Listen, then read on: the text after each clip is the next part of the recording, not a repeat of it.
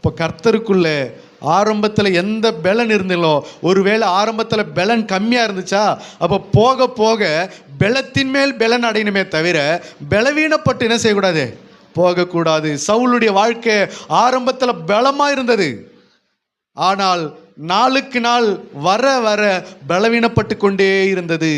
தாவீதின் குடும்பம் பலவீனமாக இருந்தது. ஒரு காலத்தில் அட்ரஸ் இல்லாமல் இருந்தான், யுத்தத்தில் அறிமுகம் இல்லாதவனா இருந்தான், ஆடு மேய்க்கிறவனா இருந்தான். ஆனால் நாளுக்கு நாள் வர வர வர வர என்ன செய்யப்பட்டது, பலப்பட்டு கொண்டே இருந்தான். அல்லேலூயா.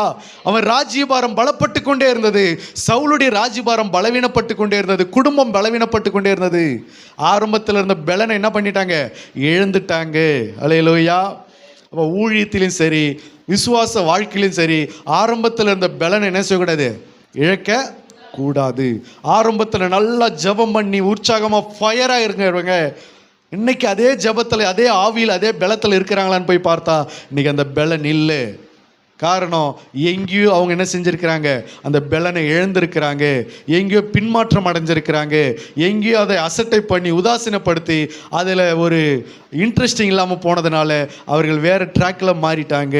ஆகையினால ஆரம்பத்தில் இருந்த பலன் நம்ம இடத்துல என்ன செய்யணும், காண வேண்டும். ஆரம்பத்தில் இருந்த வைராக்கி நம்மிடத்தில் இருக்க வேண்டும். ஆரம்பத்தில் கொண்ட நம்பிக்கையை முடிவு பறிந்து என்ன செய்யணும், காத்துக்கொள்ள வேண்டும். அல்லேலூயா. ஆரம்பத்தில் இருந்த பலனும் நமக்குள்ள இருக்க வேண்டும். சரீரத்தின் பலன் வேணும், சரீரத்தின் பலன் வேணா குறைந்து போகலாம், ஆனால் ஆவிக்குரிய பலன் என்ன செய்யக்கூடாது, குறைய